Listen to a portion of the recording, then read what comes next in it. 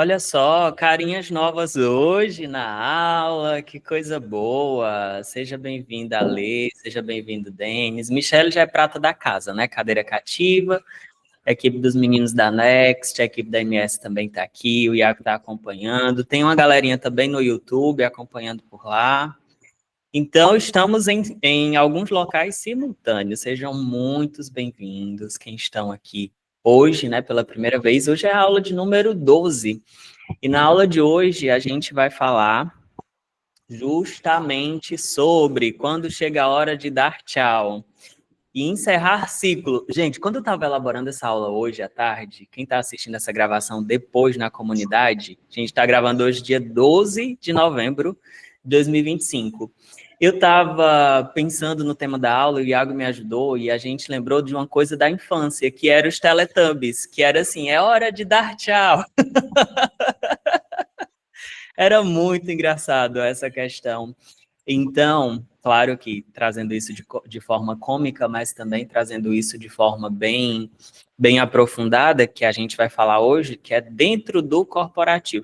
Por que eu fiz questão de trazer essa aula hoje para as nossas quartas-feiras? Era na terça, a gente passou para a quarta-feira agora, às 20 horas, para que as pessoas pudessem participar. E aí eu começo sempre, né, fazendo uma introdução. Então, para vocês que estão aqui me acompanhando, que ainda não me conhecem, eu tenho 13 anos de RH, e nesses 13 anos de RH eu aprendi muita coisa, como fazer e como não fazer. Então, como um bom marinheiro, a gente sabe quando a maré está alta, quando a maré está baixa, quando a maré está favorável, né? E eu entendi uma coisa depois desses anos no RH, que só existem dois tipos de encerramento de ciclo.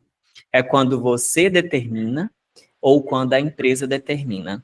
Então, ou é pelo amor ou pela dor. Outro dia, uma aluna mencionou na pós-graduação o seguinte: Adriano, mas existe um terceiro.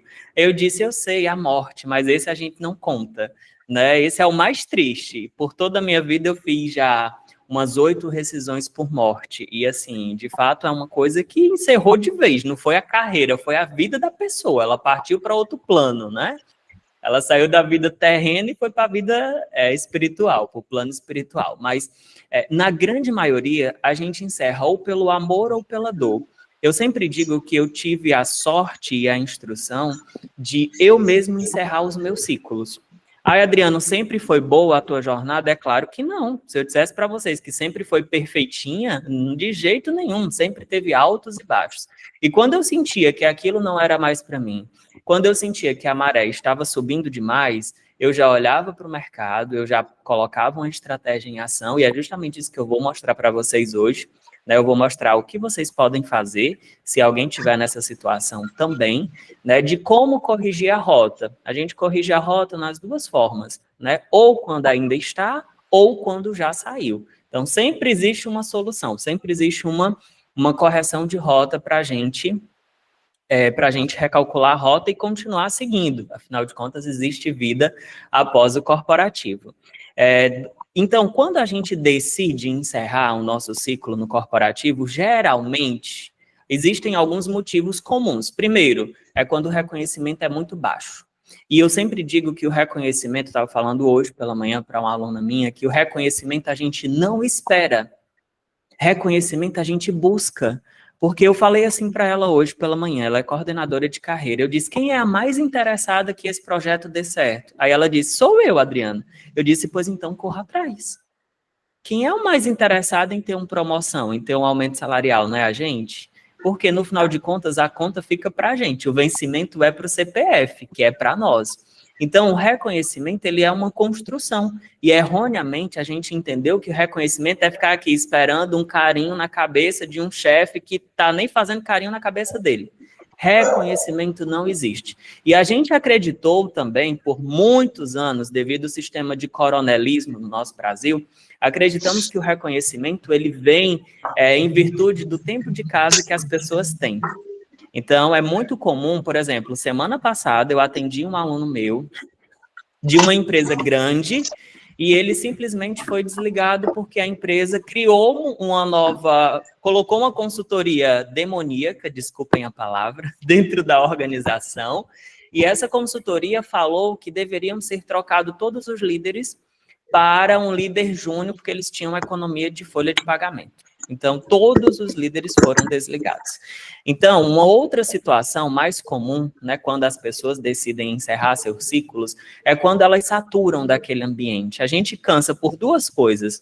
Uma, pelo trabalho, realmente, a rotina ligada no 12 por 36, 24 horas, ela cansa demais, a gente satura, o nosso motor, que é o nosso cérebro, ele cansa. Eu sei que tem gente que gosta de trabalho, que ama trabalhar, mas também quando você está trabalhando com limitação de recurso, é muito ruim, porque você fica saturado. Ou quando a saturação de relacionamento acontece, quando você começa a enxergar que ali não é mais o teu espaço.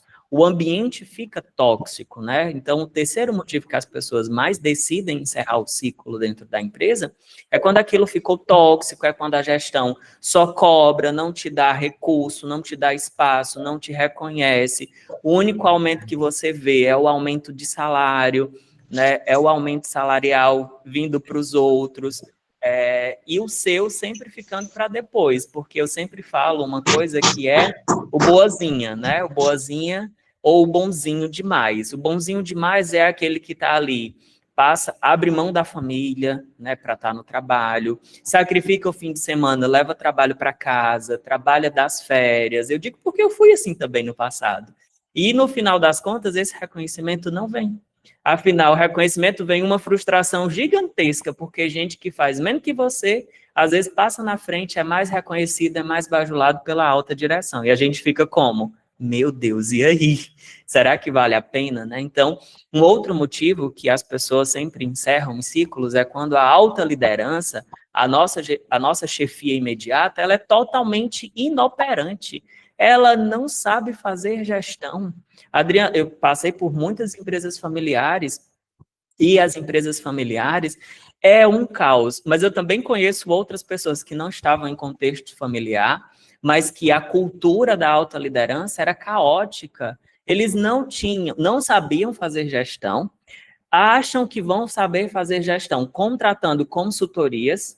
Essas consultorias chegam, não conhecem a cultura, ignoram todo mundo que está ali, começa a colocar a teoria do livro, né, a teoria da Branca de Neve, coloca a teoria da teoria de Maslow, teoria de não sei da onde, essa teoria não funciona porque a empresa tem uma realidade diferente, mas a consultoria quer ganhar dinheiro às custas do sacrifício de quem está ali, né? Então, assim, gente, você fica, meu pai celestial, e aí?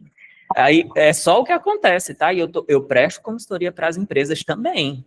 Mas eu sempre digo, não podemos agir de forma imprudente e ignorar as pessoas que estão aqui. Eu preciso entender a cultura. E a cultura, às vezes, o problema está no dono. Né? Então, é difícil falar essa realidade. Quando a gente diz assim, o problema está em vocês. É o filho que, meu Deus do céu, às vezes foi para a França fazer um intercâmbio, volta achando que sabe fazer gestão. Aí você fica, hã? Meu Pai Celestial. Então, esses são a maioria dos motivos, né, que as pessoas decidem encerrar ciclos, quando elas não enxergam também para onde crescer, para onde evoluir. Não tem mais espaço, chegou no final do túnel. E quando a empresa decide? Primeira coisa, não existe coração na empresa. Não romantize relação corporativa. Eles não vão ter a mínima consideração por você. Se você adoecer, e precisar ir para o INSS, se você quiser fazer um acordo com a empresa, eles não vão fazer acordo com você. Raramente eles vão fazer. Se você estiver passando por algum problema familiar, eu tenho um aluno e a esposa está com CA em estágio terminal. E a empresa desligou ele mesmo assim, ele perdeu o plano de saúde. E ela agora vai ter que fazer o acompanhamento pelo SUS. Ele jogou isso na mesa. E a empresa disse assim, desculpa, mas esse problema não é nosso. Aí eles trazem a lei, né, para justificar. Gente, são cada coisa absurda. Por isso que eu sempre digo o seguinte: encerre você o ciclo. Não espere que a empresa encerre. Procure um caminho, mude a rota. Por quê? Primeiro motivo, eles podem te substituir. Né? Então, quando eu estava na posição de gestão, eu tinha sempre a consciência de que eu não poderia passar mais de 5 anos dentro da mesma empresa. Por quê? Porque eu sabia que eu ia saturar, eu sabia que eu não seria tão intelectual a ponto de inovar depois de 5 anos, então eu preferia trocar de ambiente. Mas as mudanças que eu fiz, elas foram bem menores do que 5 anos. Eu não passei 5 anos só na primeira empresa. Na primeira oportunidade que eu tive, né, na minha experiência, foi onde eu passei 6 anos. E depois eu reduzi esse período, tá tudo bem. Né? Então, primeiro ponto, elas podem nos substituir facilmente se enxergar que outra pessoa pode fazer melhor ou pelo menos se vender melhor do que a gente. Às vezes o problema não está no fazer, tá? Que a pessoa se vendeu tão bem que o dono acha que aquela pessoa vai ser o bambambam das tapioca, o salvador da pátria. E quando a operação cai no colo, que a gente sabe que ela não é fácil, ela é caótica, ela é monstruosa, ela é louca, né? Quase toda operação é assim. E aí o gestor faz o quê? Pega as coisinhas dele, ó, sela o burro e vai-se embora, porque não aguentou a operação. E aí a empresa fica no roda-roda Jequiti. Vou procurar mais um, vou procurar mais outro. E às vezes bate até na porta. Tem aluno meu que a empresa diz assim: ei, tu aceita voltar? Eu disse, dê 3 vezes mais a proposta de remuneração, que é para eles não aceitarem e ver que você agora tem um valor, né? Porque a gente, às vezes, o líder ele só é valorizado quando ele sai da empresa. Quando a operação, aquela pessoa que era muito boa, que não é boa na operação, veio, não deu conta daquilo ali, e aí o que aconteceu? Ah, como fulano era, como eu tenho falta de fulaninho, como fulaninho faz falta. Gente, primeiro ponto, ninguém é perfeito. Todos nós temos as nossas imperfeições. Eu vejo aquelas coisas no LinkedIn, daquela coisa assim, líder, escute, aconselhe. Gente, não dá tempo. Não dá tempo. Às vezes você tem 3 leões para matar às 7h30 da manhã, 8 horas. Como é que você vai fazer um protocolo maternal? Então, não é assim que o mercado de trabalho funciona, e nem é assim que eu vou ensinar para vocês a realidade. Mas o diretor, o gerente, ele não está na operação, então ele não enxerga esse esforço. Por isso que eu tenho uma aula que eu falo como vender o seu peixe. Porque só o esforço também não vai te trazer reconhecimento. Outro ponto que a empresa pode encerrar o teu vínculo é quando ela está passando por uma renovação, de pessoal. Geralmente, quando se troca diretoria, e saiu um diretor, entrou um outro diretor. E aí aquele diretor ele vai querer mudar alguma coisa. Então ele acha que trocando pessoa é a melhor forma de fazer gestão. Ele acha que renovação de pessoal, né, vai trazer ali uma resolução dos problemas daquela área. Outro ponto, quando, por exemplo, é uma empresa familiar e está passando de geração, né, está passando, por exemplo, de avô para netos, de pais para filhos. Então, é natural que essa transição ela aconteça e bons profissionais sejam perdidos nesse processo. Você não deixou de ser bom profissional por conta disso. Você não está inabilitado, inoperante para exercer a mesma função em uma outra oportunidade. Talvez, né, o tempo de casa pode ser um fator que te ajude ou não nessa nova oportunidade. Né? E eu sempre falo um ponto. Cuidado com o tempo de casa. Tá tudo bem você decidir passar 10, 15 anos na mesma empresa, mas sempre vá ali e dê uma namorada com as vagas no mercado de trabalho para você não ficar obsoleto.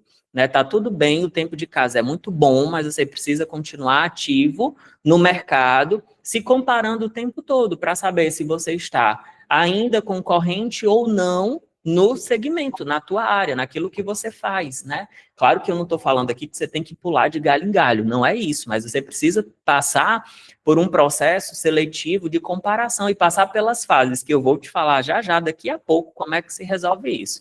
Um outro ponto é, por exemplo, é muito comum, eu vi isso nas empresas, que é assim,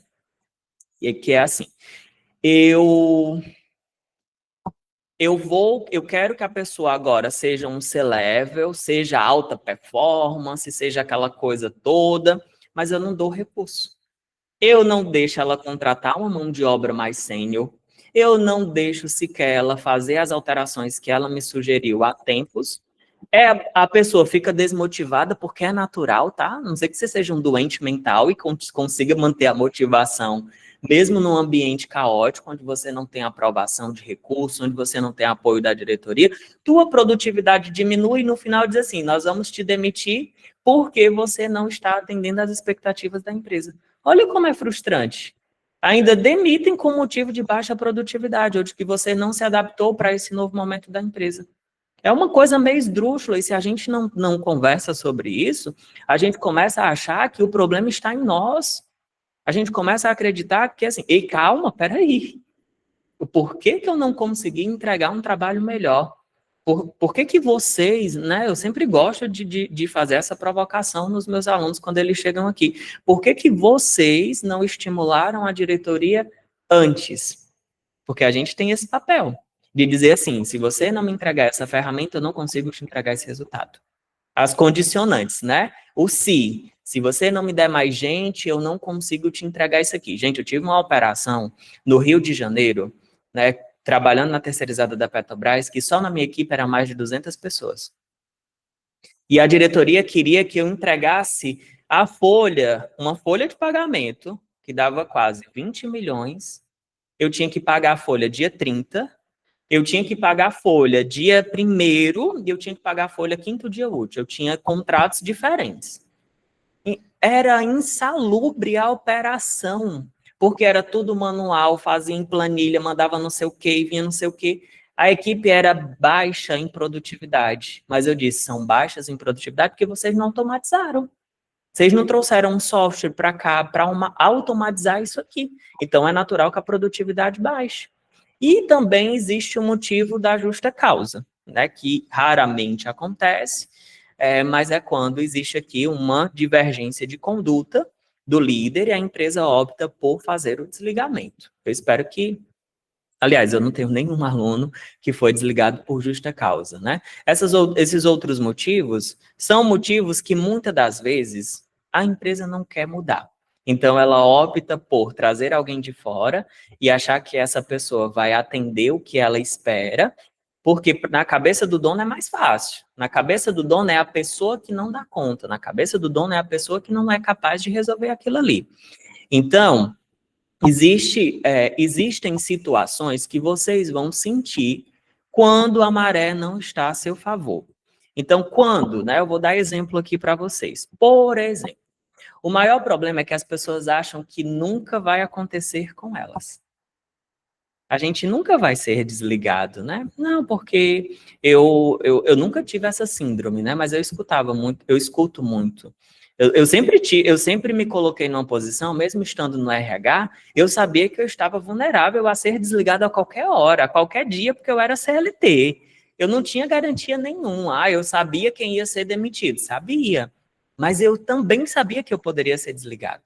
E para a gente do RH era muito mais pior, porque geralmente era assim, fulano, você não precisa cumprir aviso, você pode, geralmente é assim que acontece as transições de RH, né, quando a empresa opta por desligar. Você não precisa cumprir aviso, a gente já tem uma pessoa, é alguém de fora que já realizou o processo de recrutamento, essa pessoa já chega, pay buff, é como se fosse uma peça de carro. Tira uma, coloca outra em movimento e o carro continua rodando, né? Mas quando é o contrário, a empresa quer que você cumpra o aviso, siga todo o protocolo, porque senão você é um mau colaborador.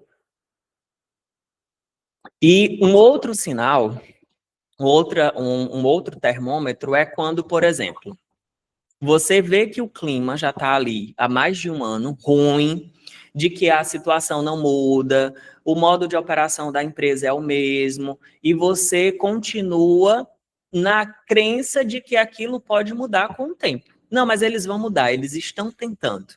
Eu sempre digo que vocês devem colocar como termômetro régua de monitoramento humano. A empresa está tentando um ano e não conseguiu mudar ainda aquilo ali, então é cultural, é mais profundo. Você não vai conseguir mudar aquela situação, você só tem duas escolhas: esperar acontecer uma mudança, que pode acontecer daqui a 10 anos. Quando a gente fala de cultura, os teóricos dizem que são 10 anos para que aquilo venha mudar, para que aquilo venha ter uma nova roupagem, né? Ou se você está passando por uma situação mega difícil no trabalho, mas no teu subconsciente vem aquela mensagem assim, não, aqui eu preciso trabalhar minha resiliência. A onda vai passar, as águas vão se acalmar, daqui a pouco vai estar tudo resolvido, né? Mas na verdade não vai. Isso pode ter sido um momento. Isso pode estar gerando um adoecimento dos teus neurônios e você nem sabe. Gente, nós somos feitos para ser resilientes. Ocasionalmente. Mas nós não fomos feitos humanamente, biologicamente, nós não fomos feitos para estar em um ambiente de desgaste emocional, seja no trabalho, seja no relacionamento, seja na família. Não e pode acontecer isso, você vai se desgastar, você vai entrar para o tarja preta, você vai entrar, você vai adoecer, você vai se afastar pelo INSS, você vai começar a ficar improdutivo. E você vai ser desligado depois. Ah, Adriano, foi tudo ocasionado do trabalho. Eu sei. Mas a resiliência, ela existe um limite. Há quanto tempo? Eu não consigo dizer para vocês agora. Mas você sabe, há quanto tempo você vem lutando para ser resiliente? Quanto tempo foi? Esse aluno que eu atendi semana passada, ele disse assim, Adriana, eu estou tão bem, será que eu tenho que ir no psiquiatra? Eu disse, não, se você tivesse mal, eu ia te mandar para o psiquiatra, mas você está bem, você tirou um peso das costas, o ambiente estava insalubre. É a melhor coisa, quando você encerra um ciclo, ou que o ciclo foi encerrado, que você fica com um sentimento de, ufa, agora eu tô leve, agora respirei. É muito bom, né, para você conseguir se tocar a rota a partir dali em diante de uma outra forma. E quando você percebe, um outro termômetro é quando você percebe que a relação esfriou com o seu gestor. Ele fica monossilábico, ela fica monossilábica. Antes de acontecer o encerramento de ciclo por parte da empresa, vai mudar a relação. Ah, Adriano, mas os seres humanos são teatrais, correto, mas você vai sentir uma diferença na relação. Ele não vai te olhar nos olhos, ela não vai te olhar nos olhos. A conversa sempre vai ser de forma muito rápida, porque é como se a pessoa estivesse tentando fugir de você, né? Então a relação ela vai esfriar e você precisa entender os sinais, como diz Alceu Valença, eu já escuto os teus sinais, então entenda os sinais da sua chefia. Né? Se isso estiver acontecendo, é sinal de que alguma coisa não está correta com você. Né? E quando é hora de encerrar o ciclo, Adriano? Existe uma hora correta de encerrar o ciclo. Né? Primeiro a gente sente que alguma coisa não está correta, mas e o que a gente precisa avaliar? Né? Se eu devo ou não encerrar o ciclo? É quando, por exemplo, você não tem mais poder de influência nas decisões do seu gestor. É quando você começa a recomendar o básico, ele ou ela começa a te dizer não. Ele começa a bloquear algumas coisas para você. Então, essas ações, elas vão validar o sentimento de fato de que o tempo está se fechando para você. Né? Quando, por exemplo, a gestão te coloca na geladeira, quando eles fazem reuniões e não te colocam nesse ciclo, quando a tua diretoria já chega com situações de cima para baixo, eles tomam decisões top-down, não te consultam mais, mas te consultavam no passado. Então, quando isso acontece, é um sinal de que a hora está prestes a se findar. Quando eu já falei isso aqui, né, também já antecipei, quando você perceber que tem alguma consultoria fazendo algum trabalho e você está na liderança, você precisa sentir. A consultoria, ela, para alguns gestores, elas vão ser monstruosas e para outros não. Adriano, quando eu sei que a consultoria vai me prejudicar? É quando você perceber que a empresa começou demissões de cargos estratégicos naquela posição, quando você sentir que vai ficar em evidência de forma negativa, às vezes não é porque você fez coisa errada, às vezes é porque o seu perfil comportamental perante aos olhos da consultoria pode não ser o que eles esperam. Estou falando da consultoria, né? Nem do dono da empresa, mas eles vão encher o ouvido do dono e acreditando que isso... E lembrando, a consultoria ela tem mais poder de influência do que a gente dentro da empresa. Que louco, né? É uma pessoa de fora que está levando os tubos de dinheiro, mas que tem maior influência do que você, porque santo de casa não faz milagre. Então, por isso que eu sempre sinalizo, tenham muito cuidado com relação às consultorias, fiquem com os pés atrás, né? E quando a relação estiver desgastada, quando você perceber que o gestor já está, aqui já é um caso mais agressivo, né? Ele aumenta a voz, ele te pede para sair das reuniões, já aconteceu. É quando você sai da sala dele com um choro entalado na garganta, né? E aí você vai percebendo que ali não tem espaço de crescimento. O teu ambiente, ele começa a ficar um ambiente camuflado. Você começa a sentir num campo de batalha. É como se você tivesse que estar aqui com uma couraça para se defender o tempo todo, né? Então, isso é uma sensação, uma sensação, como a gente já falou anteriormente, e aqui são situações que vão validar de que você precisa tomar uma decisão. Só existe uma única decisão, a gente escolher ficar nesse ambiente minado ou acionar um plano no off.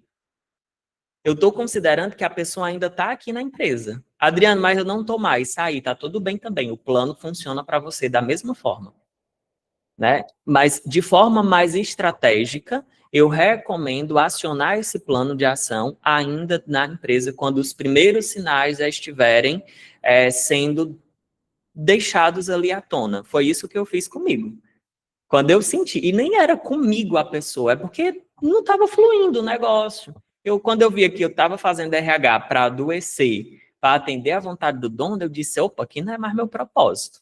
Eu preciso mudar. Colocava o plano de ação em off. E o que as pessoas entendem que é um plano de ação? Se uma casa pega fogo, o que a gente vai tentar fazer? Correr de pé. Você vai correr.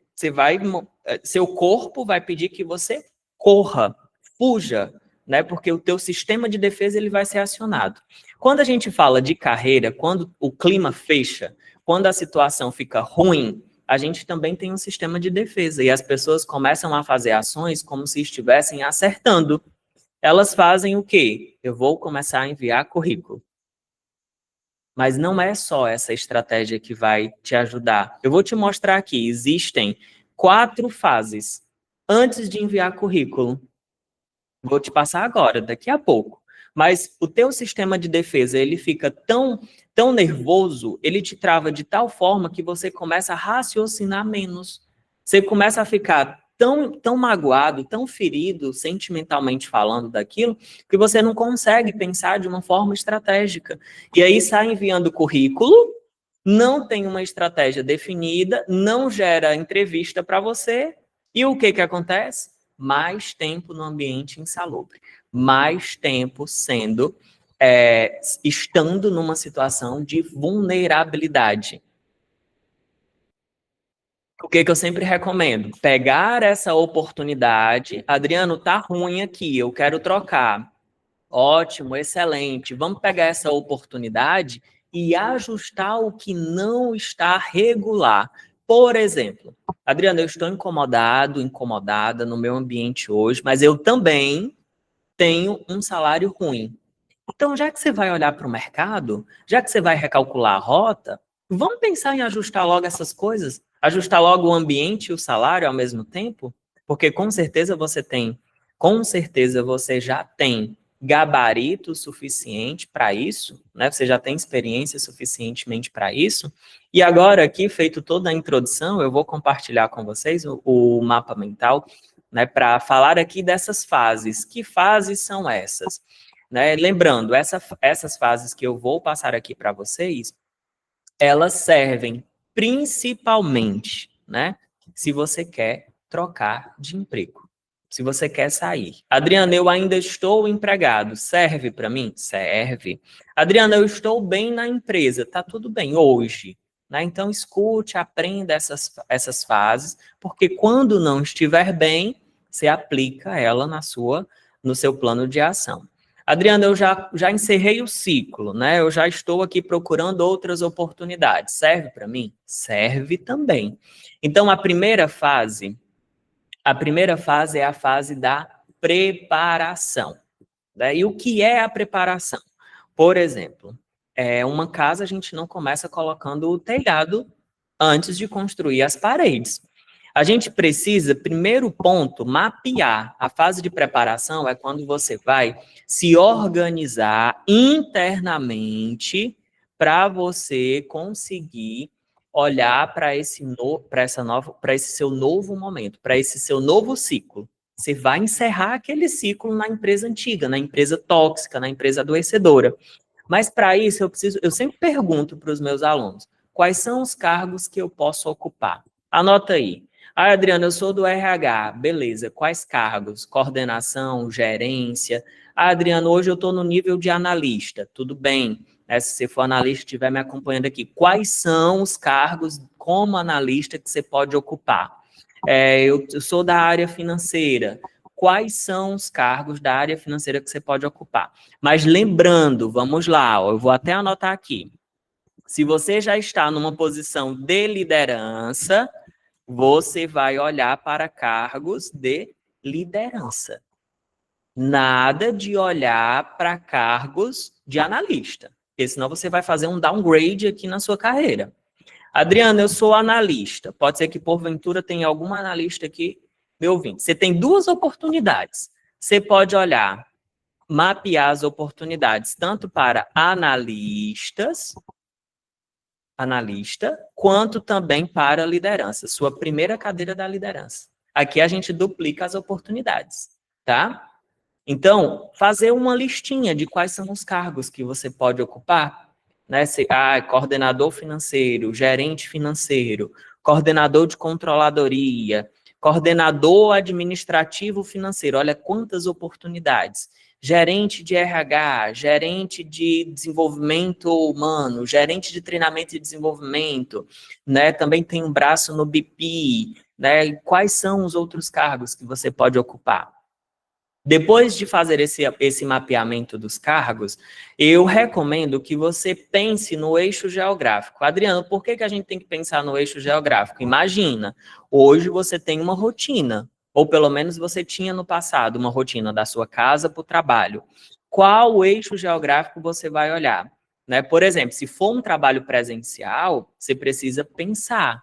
Se for para um outro estado, você vai ter que mapear. Eu posso fazer minha mudança?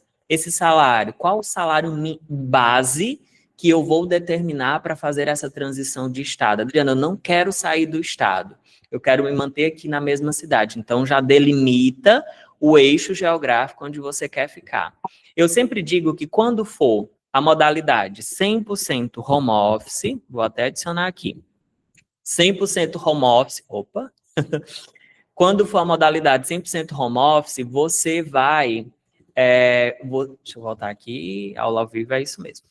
Deixa eu voltar para o mapa mental. Quando for a modalidade 100% home office, você vai colocar eixo geográfico para o Brasil inteiro, tá? Você não precisa se prender a isso, não. Porque se for 100% remoto, você consegue atender a nível nacional, até multinacional, se for o caso, né? Multinacional com sede no Brasil, enfim. E se for um sistema híbrido, também pensar, eu consigo me deslocar tantos dias possíveis para essa empresa, trazer essa clareza. Depois de delimitar cargos, o eixo geográfico que você quer alcançar, gente, isso aqui faz parte do plano de ação, tá? Porque facilita o caminho, facilita, você tem mais clareza para fazer esse processo de recolocação sua. Você vai mapear todas as empresas com potencial. E quando eu falo empresas com potencial, eu falo empresas que tenham o cargo que você quer ocupar. Não adianta você olhar para uma empresa e você até querer trabalhar nela, mas ela não tem o cargo que você deseja. Então, ela precisa ter o cargo que você pode ocupar e ela precisa também ter condições financeiras de pagar o salário que você quer receber. Não adianta, né? O salário é um ponto bem decisivo, bem crucial. Adriano, tem um cargo na empresa, mas ele vai pagar metade da metade do que você recebia. Faz sentido? Eu acredito que não. Acredito que não, porque senão daqui a pouco você vai gerar um outro problema, uma insatisfação por estar ganhando bem abaixo daquilo que você já tinha como determinado. Por exemplo, se você ganha hoje 10 mil reais, não faz sentido você sair para ganhar 8. Adriano, mas eu estou desempregado, desempregada. Espera um pouquinho mais, se você puder, claro. Se você não puder, vai para essa vaga, mas vai de trampolim, vai de vaga temporária e continua a busca, porque a parte financeira, ela é crucial para você manter o padrão de vida familiar, pessoal que você construiu. Então você vai mapear essa empresa, você vai colocar o nome da empresa, o segmento onde ela fica, vai colocar o link do LinkedIn para fazer o monitoramento das vagas que ela postar, né? Depois de mapear essas empresas, você vai preparar o teu storytelling, né? O teu storytelling, faltou um G aqui. Teu storytelling, o que é o storytelling, Adriano? É o sobre você. Em alguma entrevista que você, para toda entrevista, na verdade, deixa eu melhor dizer, para toda entrevista que você for, você vai precisar falar o teu storytelling. O que é o storytelling? É falar sobre você. Em algum momento, uma pessoa que não te conhece ou que te conhece vai precisar dizer assim, tá, mas e me conta aí, quem é você? Né? Quem é a Ale, quem é a Michelle, quem é o Denis? Conta para mim. E aí você precisa ter uma estratégia. Por que é storytelling? Porque é uma estratégia. Você vai colocar pontos importantes de impacto para aquele momento da entrevista. Se vocês quiserem, posteriormente, pode até acionar aqui no privado, eu mando o link dessa aula, está fechada, mas eu posso disponibilizar essa aula de storytelling para você, né? Se você quiser assistir, obviamente. E lá eu te ensino a criar todo esse storytelling, do início ao fim. Ele não pode durar mais do que 4 minutos. 4 minutos de fala, o recrutador já vai te cortar. Já vai dizer assim, bom, mas e... Então, o teu storytelling, nem tudo você pode falar sobre você na entrevista. Existem coisas que são obrigatórias ser ditas, outras coisas que não podem ser ditas, outras coisas que precisam ser refinadas para que você não se coloque numa situação de vulnerabilidade de forma precária e você venha a ser prejudicado por não ser aprovado naquela vaga específica. Outro ponto também é o check-up comportamental. Pouca gente fala disso, mas o check-up comportamental, por exemplo, todo cargo de liderança é requisito obrigatório, influente e dominante. Te digo sem medo. Todo aquele teste caótico comportamental que você vai fazer na Gup ou em qualquer outra plataforma de recrutamento vai ter como requisito obrigatório influência e dominância. E eu preciso também analisar como é que está o seu hoje, para que a gente possa fazer a suplementação comportamental, para que você não se dê bem na entrevista ou, aliás, em alguns casos, o comportamental ele precede a entrevista. E aí você nem é chamado para a entrevista porque eles entendem que o comportamental não está aderente àquela posição. Por isso que é necessário fazer essa suplementação comportamental também. Adriano consegue? Claro que consegue. Tudo é possível. E, por último, o famoso LinkedIn, né? A parte de preparação. Então, no LinkedIn, ele precisa estar dentro de uma estrutura ideal, né? Eu sempre digo que o seu LinkedIn, ele precisa estar todo parametrizado com o salário que você quer receber. Não é o salário que você recebe. Então, a escrita, a conexão, a tua publicação, os grupos que você participa, se você tem posicionamento na rede ou se você não tem posicionamento na rede, né? Ou se você sai só olhando vaga, você está ignorando tudo isso aqui, ó. Bum. Seu perfil precisa estar estruturado. Você precisa ter conexões estratégicas. Quem são conexões estratégicas? Decisores ou pares. Pessoas que podem decidir, né, gerar um relacionamento com esses decisores para que as oportunidades ocultas... Adriano, existem oportunidades ocultas? É só o que tem. As vagas de gestão no LinkedIn ou qualquer outra plataforma, a maioria não são divulgadas. Por quê? Porque às vezes a empresa, vocês já viram aquelas vagas confidencial, né? Então, geralmente, agora nem tanto o LinkedIn não está mais não estava mais permitindo, pelo menos ultimamente não estava permitindo a divulgação de vaga confidencial. Então, o que que a pessoa precisa fazer? Pesquisar o perfil recrutador, né? É o headhunter, pesquisar o perfil ativo, gerar uma conexão e mandar ali um convite para você para fazer a entrevista às cegas.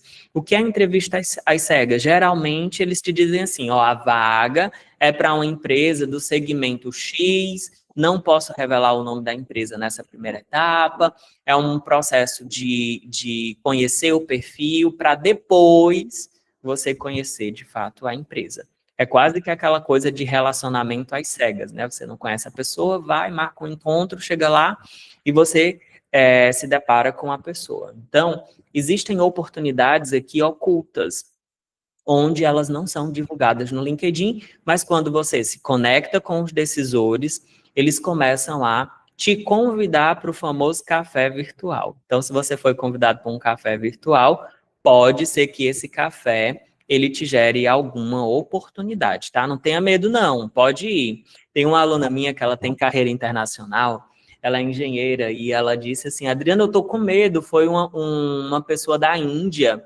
me mandou aqui um convite para um café virtual. Eu disse, mulher, vá fazer esse café virtual, não tenha medo não, é online, você está protegida, né? Então, era um café para ela dar uma palestra na empresa. Então, tudo é possível, né? Quando a gente fala de LinkedIn, a gente abre aqui o leque, né, de forma universal, a gente não se prende só ao Brasil, não. Primeira parte é a parte da preparação, essa que nós passamos agora. A segunda fase é a fase do treino. Deixa eu fechar aqui para a gente ir por partes. Aqui você elabora tudo o que a gente vai precisar nesse novo momento. E aqui você vai treinar.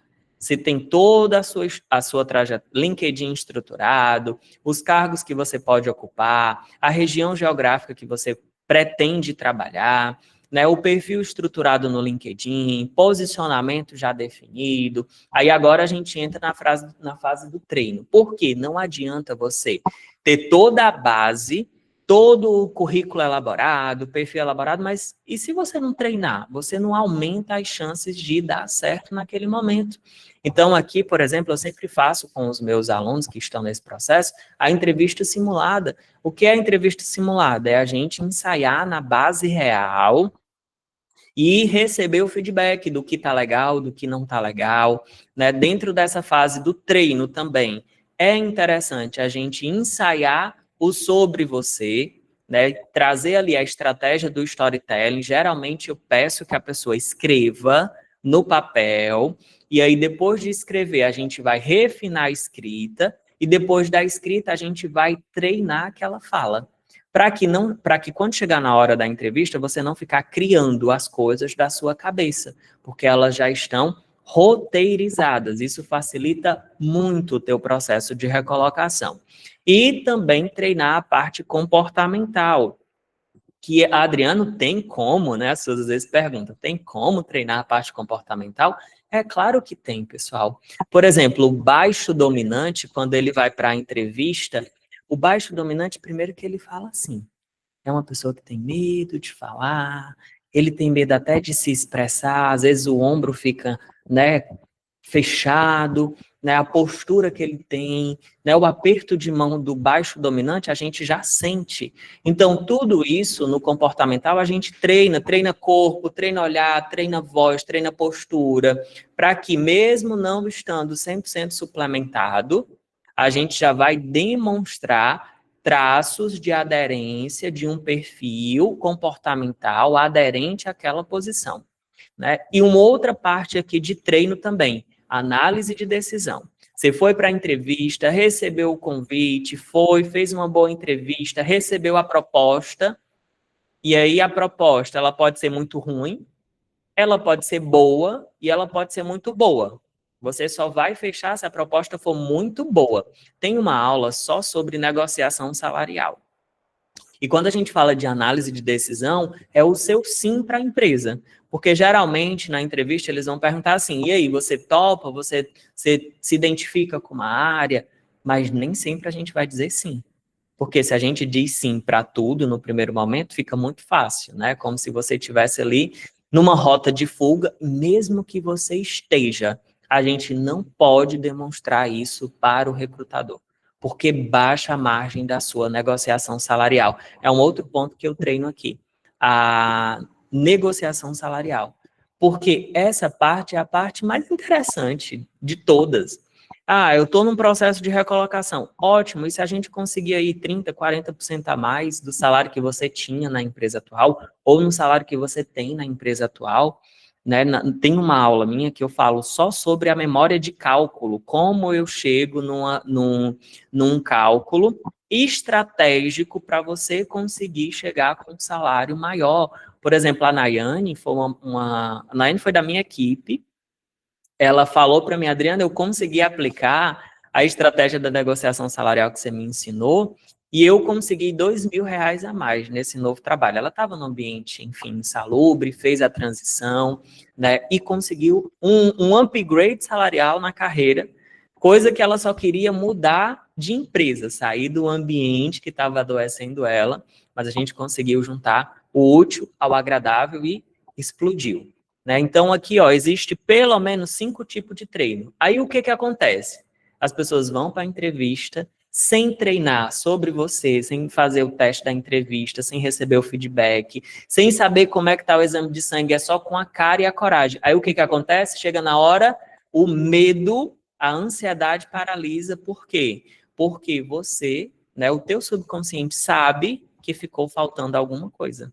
Então, o medo nas entrevistas, geralmente, é porque a gente não fez a parte do treino. Porque quando a gente treina, se prepara, você fica mais confiante e a probabilidade de dar errado é bem menor. Adriano, pode dar errado? Claro que pode, mas vai ser bem menor.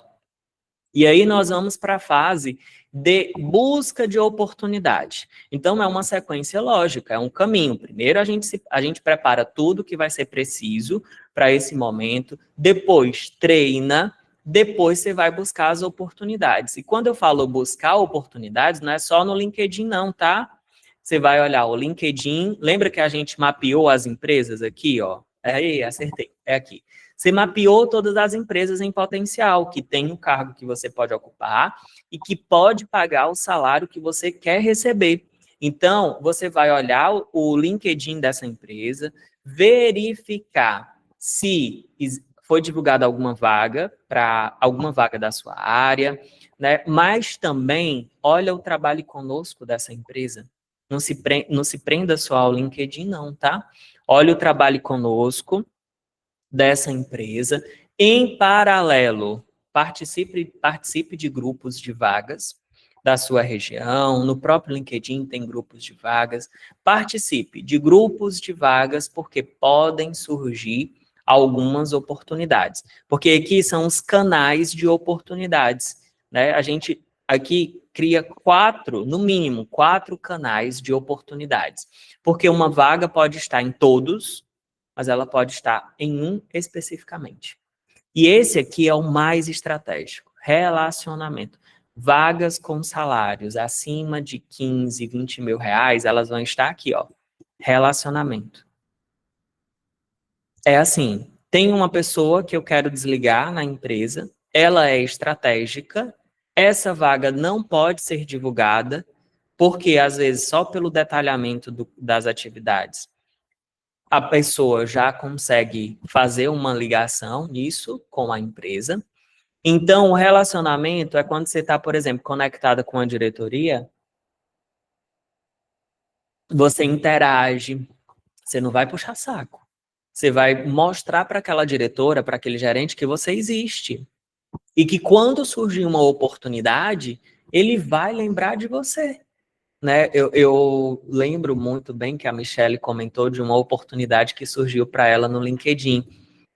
Uma pessoa notou o perfil dela, convidou para uma oportunidade e ela foi, né? Então, relacionamento, se era uma vaga que nem estava divulgada, uma vaga oculta, né? Então, trabalhar o relacionamento no LinkedIn, saber chegar na pessoa, saber fazer uma seleção correta das pessoas para que você não se coloque numa situação de vulnerabilidade, né? Porque pode ser que diretor converse com diretor, então a gente precisa saber chegar para que você, se você estiver trabalhando hoje, não se pôr numa condição de exposição, né?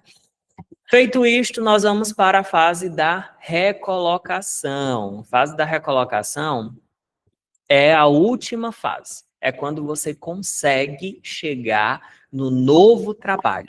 Você estava desempregado, desempregada, chegou, passou por todo o processo, treinou, procurou as vagas, encontrou uma vaga boa, fez sentido para você, você chegou. Quando o avião chega no aeroporto, o que que ele faz? A aterrissagem. É o processo de descer para o solo. E na aterrissagem também é onde acontecem os maiores acidentes. Adriane, por que que você está fazendo isso, falando isso na minha carreira? Ah, eu já cheguei, está tudo ótimo. Não está tudo ótimo. Existe um período. Você chegou num ambiente extremamente novo, passou por um processo de seleção, o perigo ainda existe. Né? Os 30 primeiros dias é a fase do amor. E no amor, não, da paixão, né? Deixa eu mudar isso aqui. É a fase da paixão. Porque na fase da paixão você não vê erro em nada. Você só tem a comparação do antigo trabalho. E o antigo trabalho era ruim, porque você passou um período, você já descobriu todos os pontos negativos, os positivos, e você está num ambiente agora onde você está na fase da dopamina. Você está relativamente descansando de uma fase turbulenta. Isso é muito bom, mas eu gosto de trazer clareza para as pessoas. Nos 60 primeiros dias, você vai ter maior interação com as pessoas, você vai conhecer o processo, toda a área tem fechamento, né? Então, aqui no segundo mês, você já vai conhecer pela segunda vez o fechamento daquela área, o ciclo das coisas que se repetem todos os meses, você já vai conseguir entender um pouquinho mais do perfil comportamental da tua diretoria.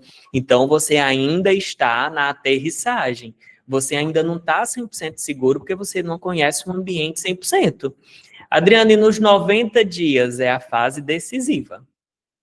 3 meses. Eu ouvi assim.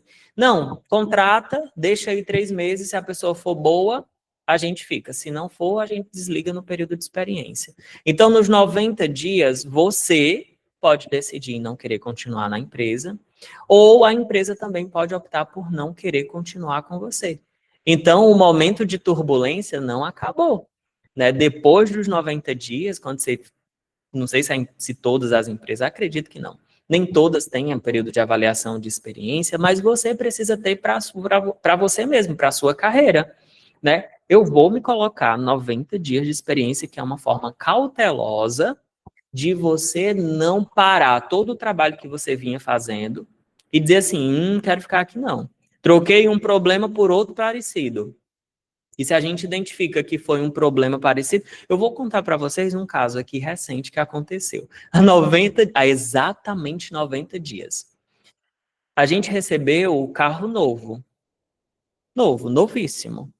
E aí, o que que aconteceu? Certo dia, eu e o Iago, a gente tinha uma reunião presencial para fazer e nos arrumamos, saímos, era 18h30. Quando chegamos na garagem, ligamos para ligar o carro, apertando o botão e o carro não ligava. Pane total. Parou todo o circuito elétrico do carro. E eu disse, meu Deus, era uma reunião com um cliente estratégico que a gente não podia atrasar, eu odeio atraso. E aí eu disse, bora, Iago, pede o Uber. Né? E a gente pediu Uber, fomos. O carro foi para autorizada. Problema depois de 90 dias. Estava perfeito. Tá tudo perfeito. Não era para ter dado problema porque o carro é novo. Mas deu problema. Adriano, por que você está falando isso? Se com um veículo, com uma casa nova que você recebeu, se for da MRV, tô fazendo uma crítica agora, né? Pode ter infiltração, pode ter vazamento. O novo não te traz 100% de garantia. Então, o que que eu te recomendo na fase da recolocação? Ei, não para não. Nos primeiros 90 dias, eu recomendo que você continue a busca de oportunidades. Ai, Adriano, mas você é louco. Posso ser um pouquinho louco, mas eu estou querendo te guiar por um caminho mais seguro. Eu quero te guiar por um caminho onde você até possa passar os 90 dias e dizer assim, Adriana, é aqui que eu quero ficar. Excelente. Mas se não for aí que você quer ficar, você já tem uma base de trabalho. Você já está com outras oportunidades no gatilho. Então, não tenha só um plano A. Tenha o plano A e tenha o plano B em andamento. Adriano, mas eu cheguei na empresa, estou aqui, estou ótimo, estou ótima, me sinto bem. Tá tudo bem, continua olhando para as oportunidades. Pode ser que surja um salário maior. Trocar de empresa nos 90 primeiros dias, não tem essa história de sujar o currículo, não, tá? Se preocupa mais com isso, não. Se preocupa no ambiente, se preocupa na remuneração que você vai receber, né? Então, põe isso aqui nessa última fase, põe esse processo de aterrissagem, né, que fica mais cauteloso. Adriano, dá trabalho? Claro que dá trabalho. Passar por todas essas fases dá trabalho, mas tem um pulo do gato, que é quando você tem um acompanhamento com você, um acompanhamento individualizado para facilitar a tua rota, para facilitar o teu caminho, para você não se sentir sozinho, para você não se sentir perdido, para você não se sentir... Quem tem 30 mais, eu acho que quase todos nós que estamos aqui, quem não tem também, a gente que tem 30 mais, a gente tem preocupação com o tempo, né? E aí a gente fica com aquela sensação, meu Deus, eu não quero perder tempo em coisa ruim, não quero perder tempo gastando o meu tempo, eu quero perder tempo vivendo, eu quero perder tempo apreciando, desfrutando do meu trabalho, não é mudando, não é trocando de galho em galho, né? Então, pessoal, finalizamos a aula de hoje. Deixa eu só finalizar a gravação e a gente continua aqui.